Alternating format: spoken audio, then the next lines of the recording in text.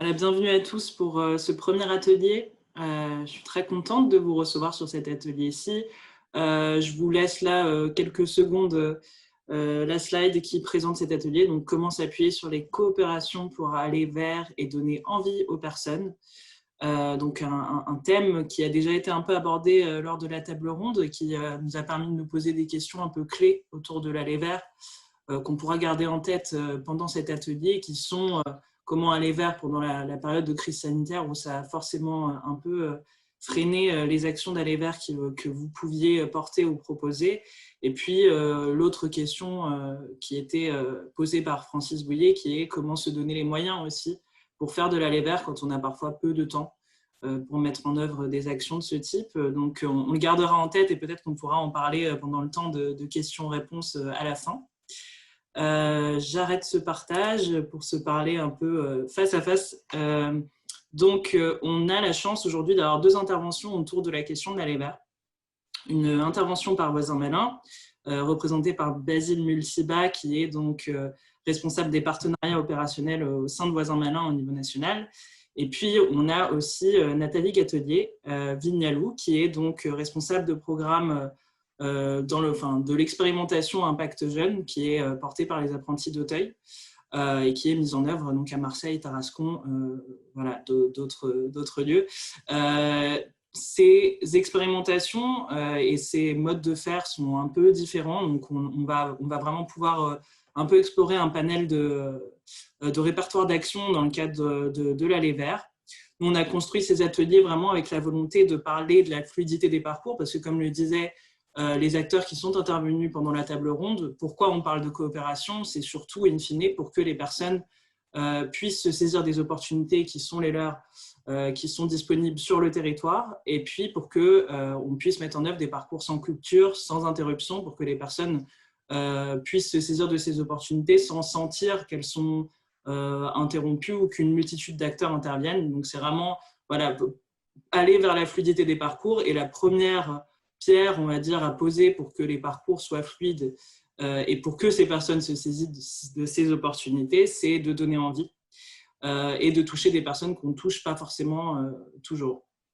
Donc, on va d'abord avoir une intervention de Voisin Malin qui donc a un mode d'intervention que Basile expliquera mieux que moi, mais qui s'appuie vraiment sur les forces vives du territoire et sur les habitants en fait, de son territoire pour aller vers les publics. Et donc, c'est aussi une démarche qui est très intéressante et qui, dans le cadre aussi d'Impact Jeune, est utilisée comme démarche, mais aussi la coopération avec des partenaires territoriaux, et ce qui va être assez intéressant à explorer. Donc, on va avoir ces deux interventions, 10 minutes chacun, du coup, grosso modo, Basile et Nathalie. Et puis ensuite, on va se laisser 20-25 minutes pour des questions-réponses, mais aussi pour que vous-même, vous partagiez potentiellement des expérimentations que vous avez faites sur le champ de l'aller vers et pour donner envie aux personnes.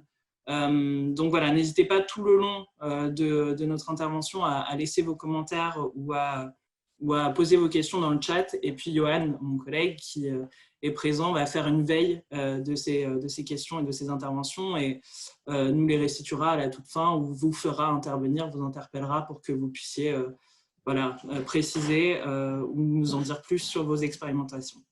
Voilà, merci beaucoup d'être présent. Vous êtes au total 34, donc c'est super. Voilà, Basile, je te laisse commencer du coup pour nous parler de l'action de Voisin Malin. Oui, bonjour à toutes, bonjour à tous. Merci beaucoup pour d'avoir pensé à Voisin Malin pour ce témoignage lors de cet atelier. Je vais essayer de structurer mon intervention en 3 temps. Je vous présenterai d'abord Voisin Malin au niveau global, après quelques éléments sur notre impact et puis les conditions de réussite de cet impact surtout. Et puis après, je vous détaillerai 2 ou 3 exemples selon le temps qui me reste d'actions récentes qu'on a mis en place après le début de la crise sanitaire et qui visait justement à informer, à aller vers les gens pour les informer, les remobiliser vers justement des parcours d'accompagnement vers l'emploi, la formation, que ce soit des adultes, des jeunes. Voilà, je vous présenterai quelques exemples. Donc tout d'abord, Voisin Malin, donc, nous sommes une association et l'objectif c'est vraiment de partir des habitants des quartiers populaires, de développer leur pouvoir d'agir afin qu'ils puissent engager des changements positifs dans leur vie et pour leur quartier. Et donc concrètement, ce qu'on fait, c'est que dans ces quartiers politique de la ville, on repère, on salarie et on forme des habitants de ces quartiers en CDI, une quinzaine d'heures par mois. Ce sont les voisins malins. Et donc, on les forme pour qu'ils puissent aller à la rencontre de leurs voisins, majoritairement en porte-à-porte, pour leur transmettre des informations utiles et concrètes. Par exemple, leur expliquer comment faire des économies d'eau ou d'énergie, les mobiliser pour une réunion publique sur un projet d'aménagement, par exemple, de leur résidence, ou les accompagner dans leur démarche en ligne. Et donc, on intervient sur tous les sujets de la vie quotidienne, le logement, l'accès aux droits et évidemment l'accès à l'emploi, la prévention en matière de santé.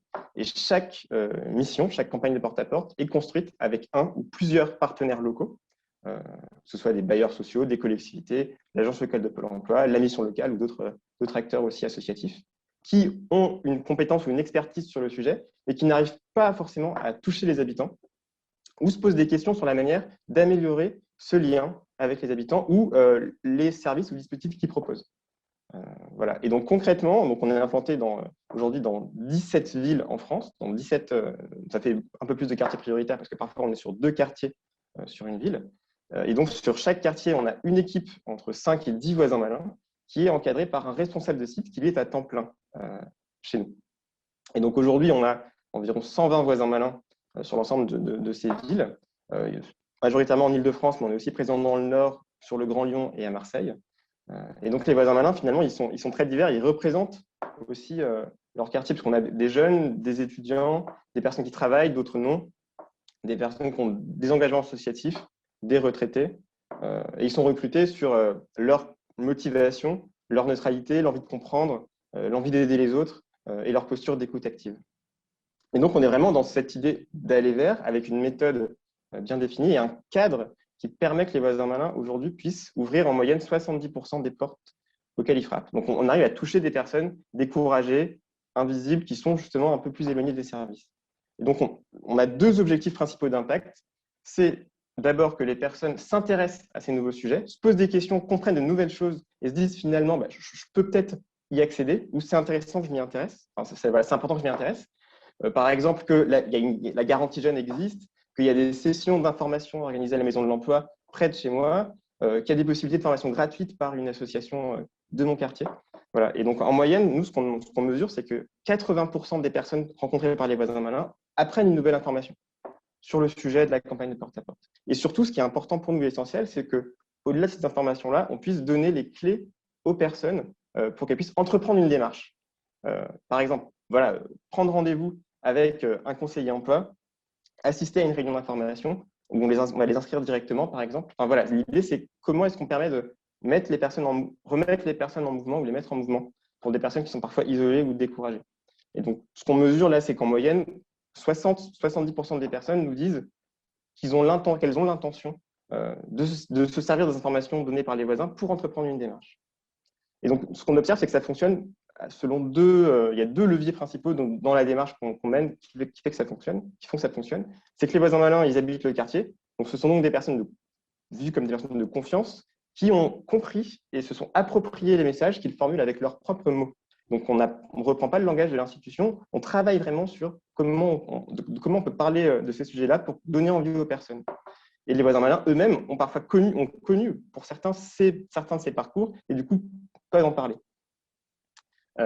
Et donc, en fait, voilà, il y a tout ça, ce travail en fait, autour de la formulation des messages et on part vraiment de l'expérience des voisins. Et puis, le deuxième volet important, c'est qu'on a un responsable de site qui, du coup, va piloter et encadrer ces actions en partenariat avec des acteurs locaux. Et avant d'aller, ça c'est aussi très important, c'est qu'en fait, avant d'aller en porte-à-porte, on va faire ce travail où on va finalement essayer de comprendre et de vivre ce que vivent les gens. C'est-à-dire que si, par exemple, on informe d'une plateforme ou d'un numéro de téléphone pour prendre rendez-vous, eh bien, on va appeler le numéro. Si on informe d'une réunion, on va assister en amont à cette réunion. Où certains voisins malins ont même suivi des parcours. Et ce qui fait qu'en ayant vécu l'expérience, on sera beaucoup plus à même d'en parler et de remobiliser les personnes. Voilà. C'est un peu la clé un peu de notre méthodologie. Et donc, finalement, cet aller vers, il ne fonctionne que parce qu'on collabore aussi très bien avec les acteurs qui sont présents sur le territoire. Au-delà des missions, en fait. C'est-à-dire qu'on construit les missions, mais mes collègues responsables de site, ils participent aux événements du quartier. C'est ce qui fait qu'on peut comprendre aussi un peu les dynamiques locales. Donc, si je devais donner 2-3 exemples de missions récentes qu'on a menées. Donc, depuis le début de la crise sanitaire, donc on a dû aussi un peu adapter nos méthodes. Une première mission qu'on a menée à Bagnolet, donc c'est par ma collègue qui est responsable de site là-bas, au quartier prioritaire de Lannou et le quartier de la Capsulerie.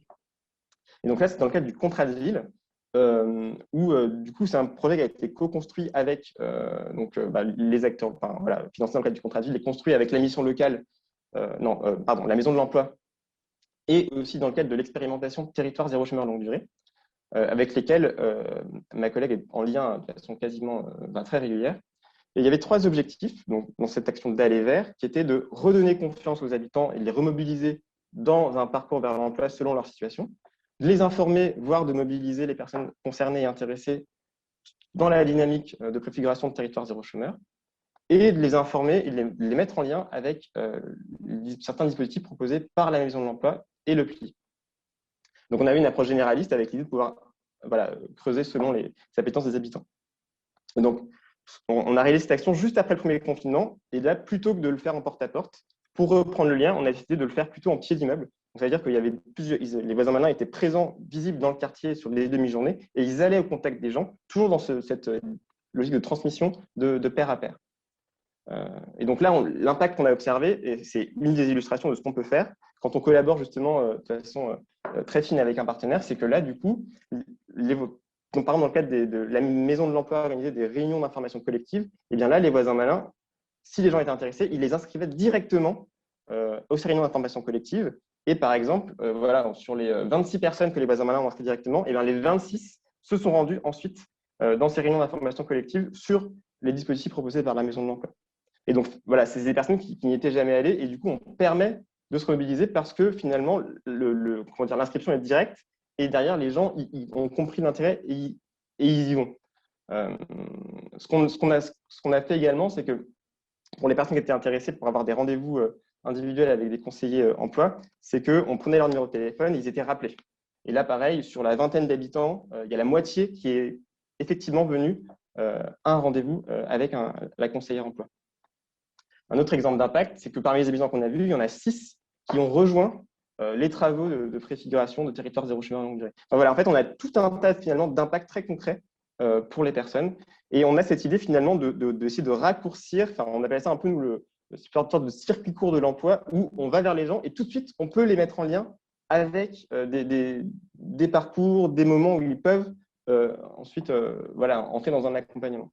C'est un peu la logique. Et un deuxième exemple de mission, parce que ça fait déjà bientôt 10 minutes, c'est du coup une mission qu'on est en train de mener, qui est en train d'être finie, justement en partenariat avec Impact Jeune à Marseille, dans le quartier de la Rose, où là, l'objectif de la mission qui avait été définie, justement, c'est de pouvoir aller au contact des familles en porte-à-porte, de pouvoir informer sur l'arrivée d'Impact Jeune sur le quartier, éventuellement récupérer les numéros de téléphone de personnes, de jeunes qui étaient intéressés et les mettre en lien avec la booster, ou alors d'établir ce premier lien de confiance pour que la booster puisse repasser et du coup faciliter le lien avec les personnes avec les jeunes qui étaient intéressés. Et aussi plus largement, peut-être de commencer à identifier des besoins, les besoins et les difficultés qui se posent le plus pour les personnes. Et donc, ce qui est intéressant, c'est que là, nous, ce qu'on observe, c'est qu'il y a dans ce type de collaboration un peu tous les ingrédients pour que ça marche. C'est-à-dire que la solution qui est proposée aux jeunes, elle est facilement accessible en termes de distance, de moyens de contact, de rapidité aussi de la démarche, puisque les personnes sont recontactées les jours qui suivent, et que finalement, les personnes voient aussi un bénéfice concret assez rapidement, puisqu'il y a un premier rendez-vous qui peut se monter, on trouve des solutions pour faciliter leur accès à une formation ou autre chose. Et donc, finalement, plus ces bénéfices est concret, plus c'est facile d'ailleurs pour les gens de prendre une démarche. Et donc, c'est tout ce travail en amont qui permet finalement que les gens passent à l'action. J'avais prévu d'autres choses, mais je vais peut-être… Non, de toute façon, je pense peut-être que Nathalie pourra aussi peut-être présenter plus largement Impact Jeune, mais voilà, juste pour vous donner une illustration un peu de ce qu'on peut faire. Et puis, juste un dernier exemple pour terminer, puisqu'on en a parlé tout à l'heure, c'est sur l'obligation de formation. Là, on est en train de monter des actions de terrain de campagne des porte-à-porte sur cette évolution réglementaire. Et là, la question qu'on se pose en lien avec la délégation interministérielle à la pauvreté, à la lutte contre la pauvreté, c'est justement d'être dans une approche sur comment parler de cette évolution et des opportunités qui en découlent au niveau local, au niveau des personnes. Puisque dans la manière dont on construit les messages, on travaille justement sur l'idée que les personnes puissent vraiment comprendre quelles opportunités ça soulève pour eux. Et aussi, voilà, on peut aussi mesurer si ce genre d'évolution, si les gens comprennent, est-ce qu'ils en ont connaissance, quelle perception ils en ont. Donc, on est aussi sur une dimension plus d'information, mais aussi d'enquête, où on peut faire remonter des informations à nos partenaires pour qu'ils puissent ensuite éventuellement ajuster leurs services ou leur communication. Donc, voilà en gros donc, quelques exemples. N'hésitez pas à poser des questions, je pourrais y répondre, mais il me semble que j'ai déjà atteint la limite de mon temps de parole. Donc, je laisse la parole. Basile. Merci Basile. Tes compléments, tu peux les garder en tête parce qu'il y a déjà quelques questions qui te sont destinées et qu'on te posera tout à l'heure. Donc, t'inquiète pas, je pense que tu pourras nous en dire un peu plus. Mais merci beaucoup. Très intéressant la notion aussi de circuit court de l'emploi.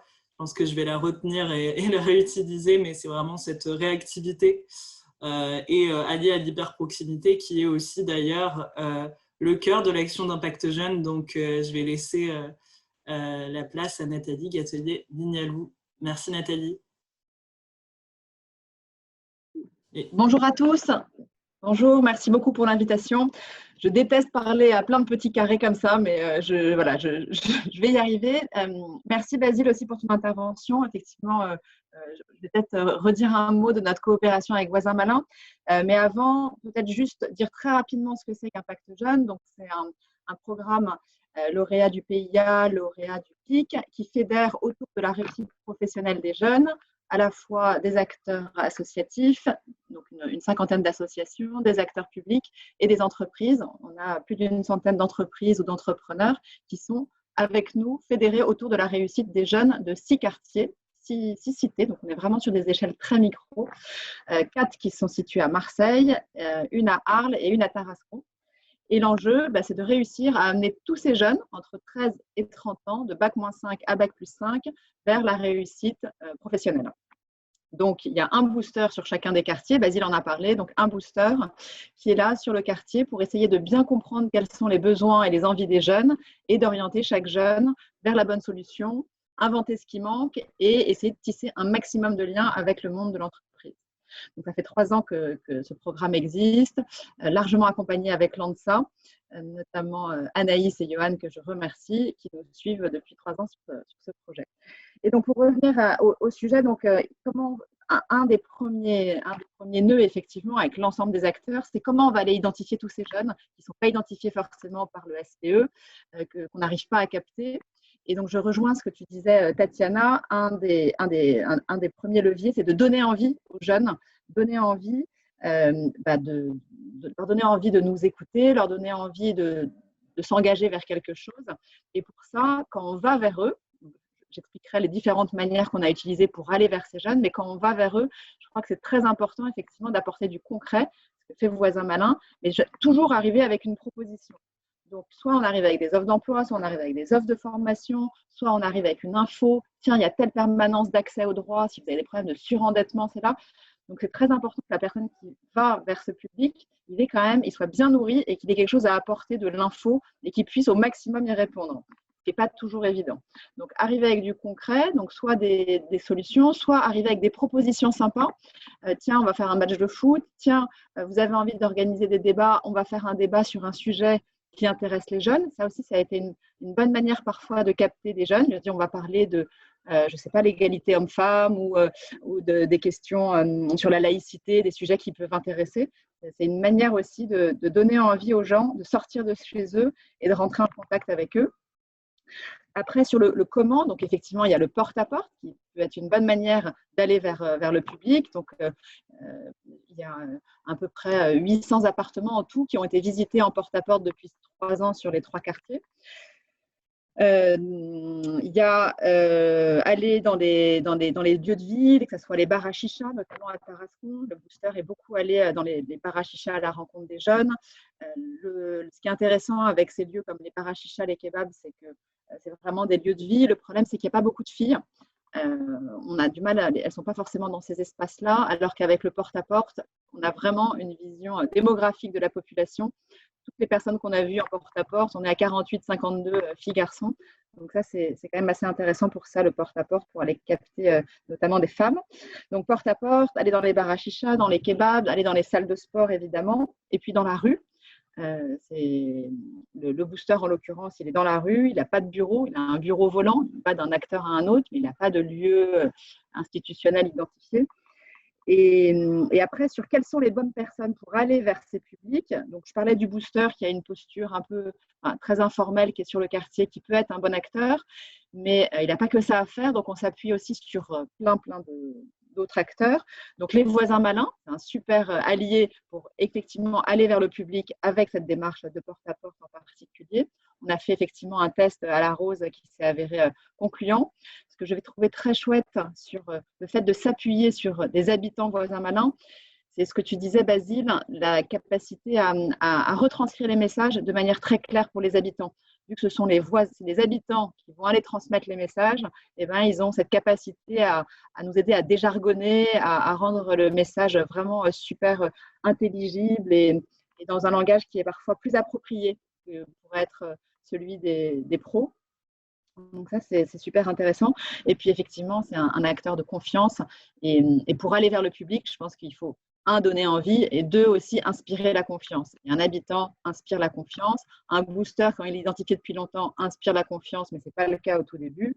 Une asso en bas de quartier qui est bien identifiée, ça peut être un bon relais aussi. Les éducateurs de prévention et tout, ça peut être aussi des bonnes personnes sur qui s'appuyer pour vraiment aller faire cette dynamique d'aller vers. Et puis deux autres choses que je voudrais aussi vous partager qui sont pour nous, qui sont intéressants pour aller chercher des jeunes, capter des nouveaux jeunes, vu que c'est quand même, c'est bien ça le sujet. Il y a évidemment les réseaux sociaux. Il y a quelque chose qu'on a testé à Tarascon qui était assez pertinent. On a proposé aux habitants un système de récompense. On appelait ça rendez-vous cash. Donc, en gros, on avait inondé tout Tarascon, toute la petite ville de Tarascon de flyers où il y avait écrit en gros gagner 15 €. Si vous ramenez un jeune qui a un besoin au booster ou à la mission locale, vous aurez 15 €. Donc, c'est ce qu'ils font en Angleterre. Ils ne se prennent pas la tête. Et ça a assez bien marché en 2 mois. Il y a 30 jeunes qui ont été orientés soit vers la mission locale, soit vers le booster. Et il y a très peu de gens finalement qui ont demandé leurs 15 €. Mais on s'est dit que c'était une idée pas si idiote que ça. Donc, je ne sais pas si ça peut vous inspirer. Et une autre chose aussi qui marche bien pour facilement identifier des nouveaux jeunes sans mettre trop d'énergie et trop de moyens. Donc, il y a cette histoire de rendez-vous cash qui coûte quand même moins cher que du porte-à-porte, en clair. 15 € par habitant, quand il n'y en a que 2% qui le demandent, ça ne revient pas cher. Et une autre idée aussi, un autre levier, c'est de vraiment activer le bouche à oreille. C'est-à-dire que nous, on est sur des quartiers vraiment très micro. Et le pari, c'était de dire, si on arrive à rendre les réussites de certains jeunes visibles, tangibles, il va y avoir un effet de bouche à oreille, les jeunes vont en parler entre eux, et du coup, ça va amener de nouveaux jeunes. Et on se rend compte, au bout d'un an et demi sur un quartier, que ça marche. Les jeunes vont voir le booster en disant « t'as aidé un tel, donc je viens à toi ». Donc, il y a plus ça permet d'éviter ce coût qui est quand même très élevé d'aller vers le public. Donc, si vous arrivez à faire une belle communication où on met en avant les réussites des jeunes, où ça devient visible et sur les réseaux sociaux avec des événements, il y a un effet d'entraînement. Mais pour ça, il faut être sur un périmètre géographique assez restreint. Sinon, ça marche moins bien. Voilà. Je pourrais en parler pendant des heures, mais ça fait 10 minutes. Merci Nathalie, on pourrait t'écouter pendant des heures, c'est très intéressant. Merci à vous deux. Johan, je te passe la main pour que tu nous dises, j'ai vu qu'il y avait pas mal de questions. En effet. Alors, il y a une remarque de Jean-Pierre qui disait que Basile montrait une belle illustration que donner envie, ça commence par décider de mettre la personne au centre de son action quotidienne. Et puis pour Basile, plusieurs questions, notamment sur les sources de financement de voisins malins. Et par rapport aux personnes qui sont les voisins malins, est-ce qu'elles sont bénévoles ou salariées et est-ce qu'elles sont formées non, elles sont formées à l'écoute active, mais sont-elles bénévoles ou salariées? Merci beaucoup pour ces encouragements et ces questions. Alors, sur le financement de voisins malins, en fait, chaque campagne de porte-à-porte, comme j'ai pu un peu l'évoquer, l'objectif, en fait, c'est aussi de pouvoir permettre à un acteur local qui a la compétence sur un sujet d'améliorer son lien avec les personnes. Et donc, en fait, c'est pour ça que nous, on a un objectif d'impact qui est triple auprès des habitants. Ils ont accès à une information, ils peuvent entreprendre des services. Auprès des voisins malins qui eux-mêmes du coup montent en compétences et du coup apprennent plein de nouveaux sujets et souvent devenir voisin malin derrière c'est un tremplin vers autre chose, et auprès de nos partenaires puisqu'ils récoltent beaucoup d'informations, leurs services sont mieux connus, voilà, enfin il y a un impact un peu qui est triple, et donc nous on a vraiment cette visée d'impact, et pour que ces actions fonctionnent, voilà, vous avez vu les voisins malins, eux ils sont salariés, du coup je réponds aux deux questions, ils sont salariés en CDI à temps très partiel. Donc, c'est des contrats de 15 à 20 heures par mois. Donc, ils sont voisins malins. Voisins malins, ce n'est pas leur activité principale. Ils sont voisins malins sur une partie de leur temps. C'est pour ça qu'ils restent avant tout des habitants du quartier. Mais par contre, voilà, leur engagement, le fait qu'il y a des… En fait, ce cadre professionnel nous permet d'avoir cet impact. C'est-à-dire que voilà, ils sont encadrés, ils sont formés. Il y a une logique aussi de projet dans lesquels on rentre finalement pour cet impact. Et donc, c'est pour ça qu'en fait, les missions sont financées par nos partenaires locaux, voilà, pour justement permettre cet impact et la résolution aussi, la prise en compte de leurs enjeux. Voilà. Donc en fait, ce sont ces missions, ces campagnes de porte-à-porte qui financent pour partie l'association. Et ça représente en fait en consolidé sur l'ensemble des sites, ça représente à peu près la moitié de nos ressources qui sont complétées par des subventions au niveau local et national. Voilà. Et des subventions qui permettent aussi l'ouverture de nouveaux territoires, parce qu'on continue un peu de se développer. Aujourd'hui, on est présent dans 17 villes, mais l'idée, c'est qu'on soit présent dans 20-25 villes. Donc, ça permet de continuer à nous développer et puis d'expérimenter de nouveaux sujets et aussi de consolider l'association au niveau national. Voilà. J'espère que j'ai répondu à votre question, mais du coup, c'est différentes sources de financement. Mais tout ça part aussi de l'impact sur les territoires. Et du coup, peut-être c'est bien parce que la question s'adresse à Nathalie comme à toi, Basile. Est-ce que vous avez une idée des publics qu'on ne parvient pas à capter, même avec le porte-à-porte, quelle serait la proportion et le profil des publics qui gardent leurs portes fermées?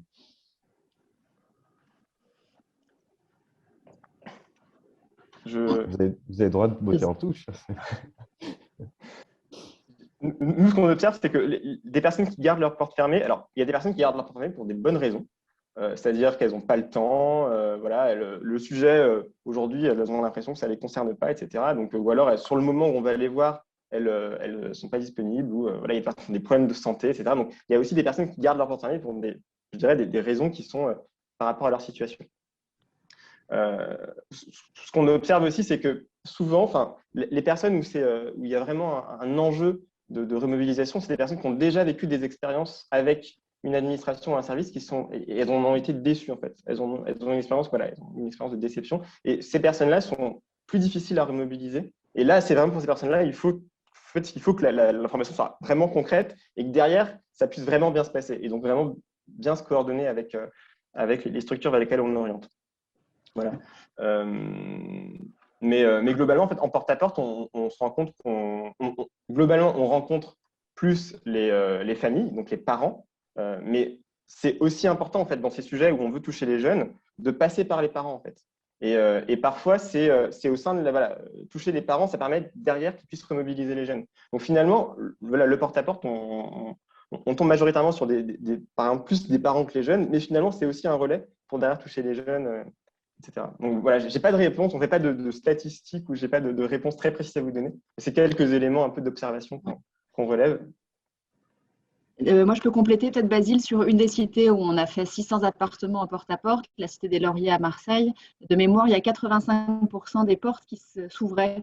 Donc après, effectivement, comme dit Basile, celles qui restaient fermées, c'était soit parce qu'il n'y avait personne, soit pour c'était pas là, voilà. Et il y a juste quelques cages d'escalier qui restaient fermées parce que c'était là où il y avait le point de deal. Et du coup, il y a forcément une grosse appréhension des habitants et de toute façon, ils n'ouvrent pas. Mais bon, encore une fois, on peut les comprendre.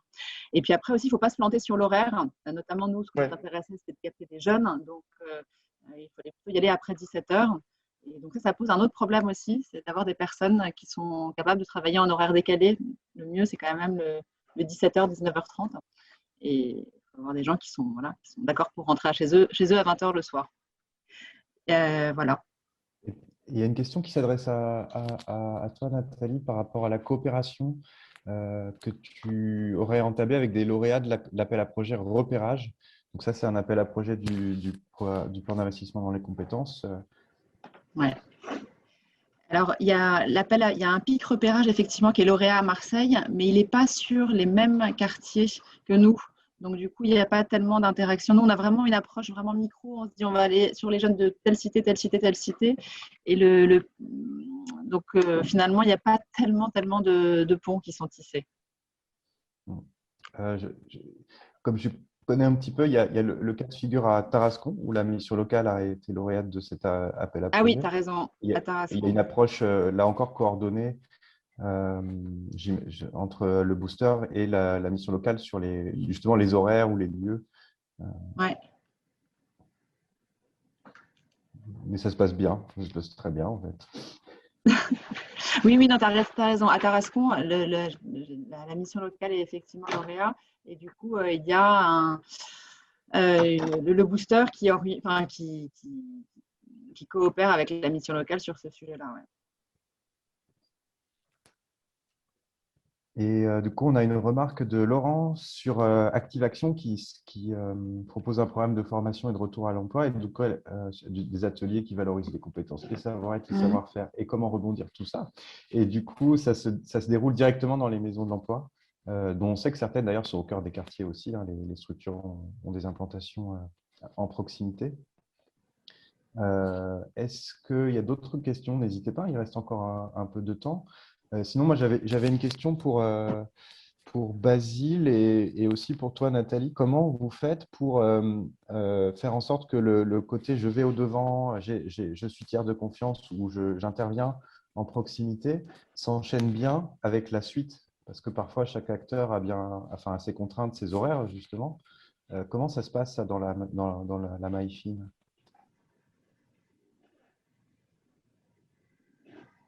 C'est-à-dire aller vers ne suffit pas, donner envie ouais. aussi. Derrière, ouais. comment on enchaîne avec une suite circuit court, comment ça se passe? Est-ce que parfois il y a des circuits qui sont allongés et on arrive à les raccourcir grâce à ces actions que vous menez? Alors, moi, je peux rebondir là-dessus. Je pense que le plus important, c'est que quand on va voir des gens, il faut bien doser. On a fait l'erreur au début d'aller faire du porte-à-porte massivement, d'allumer des feux chez plein de gens et pas forcément après, justement, pouvoir y répondre très rapidement. Donc, il ne faut pas faire des milliers d'abattages de portes où on va voir des gens, on leur promet monts et merveilles, si après, on n'est pas capable de les rappeler. Si on reprend l'exemple de la Rose, là, qui est plus récent, où on y va vraiment plus step by step, il y a les habitants de Voisins Malins qui vont frapper chez les gens, qui parlent d'impact jeune, de ce que proposait le booster. Et là, il y a le booster qui tout de suite a à disposition le fichier Voisins Malins, avec qui habite où, quels sont leurs besoins, où est-ce qu'ils en sont, est-ce que le jeune il est au lycée, en études, nanana. Et là, le booster rappelle tout de suite. Et en fonction du cas particulier de chacun, essaye d'apporter une réponse de manière la plus réactive ou bien de proposer de se rencontrer si le jeune en a envie. Et je pense que c'est important d'aller de fonctionner de cette manière-là. Et c'est une erreur qu'on avait commise au début, vraiment de faire encore une fois trop de volume. Et après, on n'arrivait plus à y répondre. On avait des bases de données monstrueuses. On avait ouvert encore une fois des envies auprès de plein de personnes et on n'a pas du coup su être réactif. Or, effectivement, c'est une condition de réussite. Je vais juste apporter un petit complément. Du coup, en fait, nous, la manière dont on fonctionne, c'est pour éviter ces déceptions et derrière que ça se passe bien, c'est que nous, tant qu'on n'est pas assuré qu'on n'envoie pas les gens justement face au devant de difficultés, eh ben, on n'y va pas en fait. Et que les voisins malins eux-mêmes, s'ils ne sont pas convaincus que ce vers quoi ils orientent les gens, eh ben, ça va bien se passer pour eux, eh ben, ils auront plus de mal à les convaincre, justement. Il y a une force de mobilisation. Et du coup, nous, ça passe par justement tout ce travail en amont de la campagne de porte-à-porte. Et en fait, c'est souvent un temps dont on n'a pas forcément conscience. On pense beaucoup au temps où on va vers les gens, mais tout ce temps de préparation et de mise en place des conditions de réussite peut parfois prendre plus de temps en l'occurrence, que le porte-à-porte lui-même.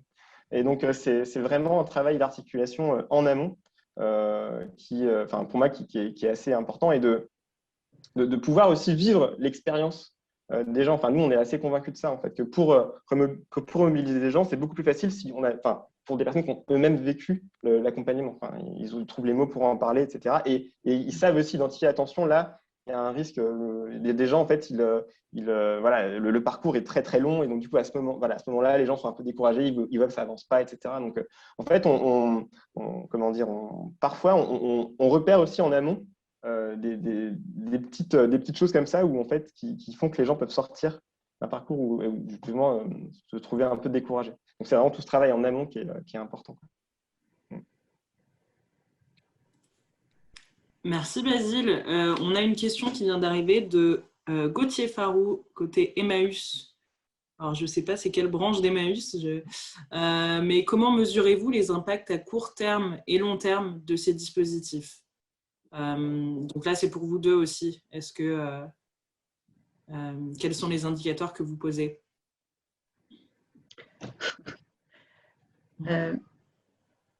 Nous, on en a beaucoup d'indicateurs, n'est-ce pas, Johan? On en a un sacré paquet. Là, on est lauréat du PIC, donc il y a une batterie d'indicateurs qu'on doit remonter. La finalité d'Impact Jeune, c'est l'insertion professionnelle. Donc, on regarde tous les indicateurs qui montrent que le jeune a avancé dans son parcours professionnel.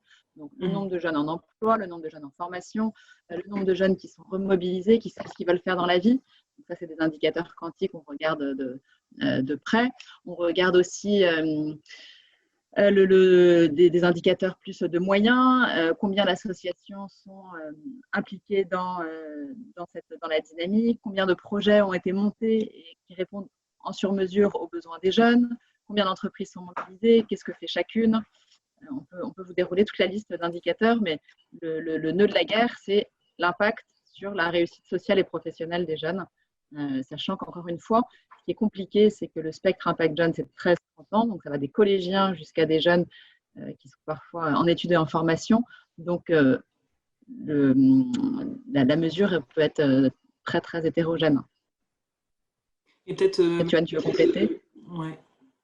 Oui, peut-être, Johan, tu veux compléter, mais peut-être plus précisément sur comment on démontre que les actions justement d'aller vers, donc de porte-à-porte ou de déambulation, ont un impact.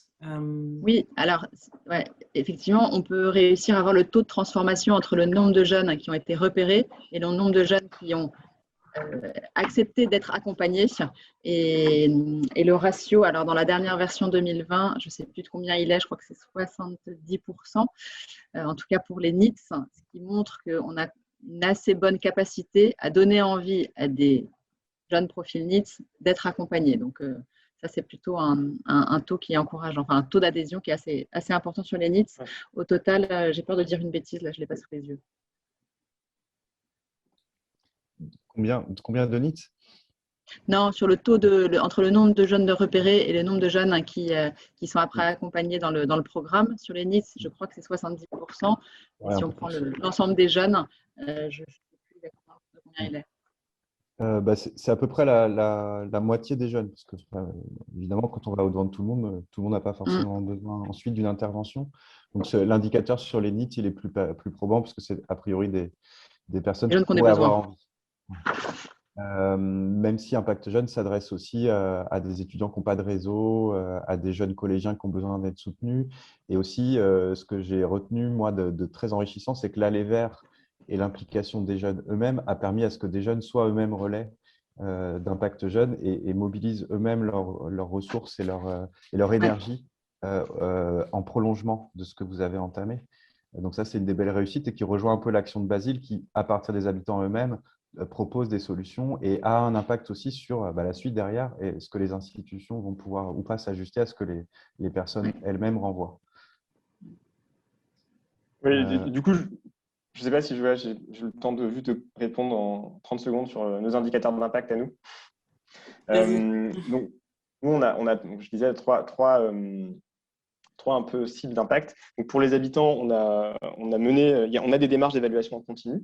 Donc, c'est sur ces indicateurs transversaux qu'on a établis d'abord en cartographiant notre impact, en essayant de voir un peu toutes les dimensions de ce qu'on apporte aux habitants et essayer de trouver en fait les deux qui sont transversales à toutes nos thématiques d'intervention. Donc, c'est justement l'accès à des informations nouvelles et l'intention de passer à l'action. Après, sur chaque mission, il y a des indicateurs d'impact plus spécifiques. Donc là, par exemple, dans l'exemple que j'ai donné, c'est le nombre de personnes qu'on a inscrites à une réunion d'information collective et qui y sont effectivement allées. C'est le nombre de personnes qui ont été effectivement recontactées et qui ont eu un rendez-vous. Donc ça, c'est des éléments d'impact qu'on mesure un peu mission par mission et qui sont finalement assez liés au fait d'entreprendre une démarche et de passer à l'action. Sur l'impact auprès des habitants aussi, ce qu'on a mené, c'est qu'on a fait mais là, c'était plus ponctuel, mais c'était quand même assez important et assez lourd pour nous, c'est qu'on a mené en fait une démarche, une évaluation randomisée, donc menée par un chercheur, un expert externe, justement sur la comparaison entre un groupe de personnes qui a reçu la visite d'un voisin malin et un groupe de personnes qui n'a pas reçu la visite, deux groupes de personnes identiques, et de pouvoir en fait mesurer les écarts justement sur l'accès à l'information et le passage à l'action avec une méthode un peu plus robuste. Et ce qu'on a observé, c'est que justement sur une quinzaine d'indicateurs, eh bien, par exemple, dans le groupe qui avait eu la visite d'un voisin malin sur une mission sur la santé des enfants, par exemple, eh bien, il y avait 2 fois plus de familles qui avaient pris rendez-vous chez le dentiste dans le cadre du programme MT-Dent par rapport au groupe qui n'avait pas reçu la visite. Donc voilà, on a une quinzaine d'indicateurs comme ça qui montrent que la visite d'un voisin malin a réellement un impact sur le passage à l'action des habitants. Et ce que ça nous permet de nous dire aussi, ces évaluations-là, c'est de mieux comprendre qu'est-ce qui va faire qu'il y a un impact. Et c'est justement le fait que l'action à entreprendre est assez facile, proche de chez eux, qu'on voit tout de suite le bénéfice pour la vie un peu quotidienne. Ça marche aussi très bien sur des sujets de santé, d'emploi, etc., qui impliquent en fait des résultats assez rapides, alors que peut-être quand on est par exemple sur des sujets de plus long terme, par exemple sur des mobilisations autour de grands projets urbains qui durent des années, parfois c'est plus difficile là de remobiliser les gens. Donc on arrive à voir un peu et on fait d'une bonne manière. Donc c'est assez intéressant l'évaluation d'impact pour mieux comprendre et affiner un peu la manière dont on fonctionne. Voilà. Ça c'est l'impact des habitants. Il y en a d'autres démarches aussi plutôt sur les voisins et nos partenaires. On avait une remarque de Laurence aussi, d'Active Action. Est-ce que peut-être c'est mieux que vous vous exprimiez à l'oral, si ça vous est possible, sur vos propres actions? Oui. Oui, nous menons chez Active Action justement plein d'ateliers, comme je l'ai expliqué tout à l'heure. Et sur 17 000 participants depuis les presque 7 ans qu'Active Action existe, nous avons aussi formé plus de 450 personnes à l'animation, à la posture de facilitateur. Donc, c'est pour dire si l'incidence de participer à des ateliers donne envie aussi à ceux qui y participent de devenir aussi des acteurs, de vouloir participer à leur tour à être ces acteurs et à devenir aussi eux-mêmes des animateurs de ces ateliers. Ils ont aussi la possibilité de créer des propres ateliers. Donc, voilà. Et on crée une communauté, il se crée du réseau. Donc, c'est vraiment, voilà, c'est vraiment une entraide qui se crée au sein d'Active Action. Et les ateliers sont vraiment d'un format très, très ludique. Et nous formons aussi maintenant les structures et des partenaires pour cette posture de facilitation. Voilà, et on fait de la présence terrain. Moi, j'en ai fait mardi dernier aussi, pendant 3 heures dans les quartiers prioritaires des villes. Donc, j'en ai fait sur Pantin et j'en ai fait sur Bagnolet, justement. Donc, je suis très intéressée par ce que dit Basile, parce que voilà, on fait des coups de projecteur aussi en webinaire sur des structures, justement, comme le fait des structures comme Basile, parce que c'est important justement de mettre en avant pour nous, des personnes qui veulent effectivement aller au-delà faire sortir les gens, les faire lever des freins, retrouver de la confiance et faire développer, faire prendre conscience des capacités qu'ils ont et découvrir eux-mêmes leur propre savoir-faire, savoir-être. Nous sommes Voilà, au bon endroit, a priori. Alors, il restait une question de Cédric Ruel qui, lui aussi, dans sa structure, mène des actions en allant jusque dans les jeux vidéo que les jeunes peuvent fréquenter, enfin les jeux en ligne. Mais il posait la question, Cédric, quelle est la moyenne d'âge des voisins malins? Et après, Alors, on va devoir oui. clore. Oui, je réponds rapidement. Les voisins malins, donc le plus jeune a 18 ans et le plus âgé a 75 ans, il me semble. Donc voilà, donc ça va, c'est très très large. Du coup, pour faire une moyenne, ce ne sera pas très représentatif de la diversité, mais je crois que quand on l'avait calculé, on était entre 35 et 40 ans. Voilà, quelque chose comme ça. Mais du coup, voilà, du coup, c'est un panel qui recouvre des personnes finalement très différentes. Et à eux tous, c'est 36 langues parlées. Donc, ce que je n'ai pas dit aussi, c'est que, et ça, c'est une des clés aussi de l'impact de LDR, c'est de pouvoir traduire les messages en langue d'origine pour des personnes qui ne parlent pas forcément français. Donc ça, c'est aussi un point important dont je n'ai pas forcément parlé. Pour le coup, merci beaucoup pour ce retour. Il y a une continuité il y a une visibilité qui est maintenue après que le voisin malin est orienté, accompagné sur un choix vers une institution ou autre la personne. Vous restez en veille sur le parcours de la personne qui a été orientée? Alors, ça arrive qu'en fait, les voisins repassent. Selon les missions, on peut repasser voir les personnes une fois, 2 fois.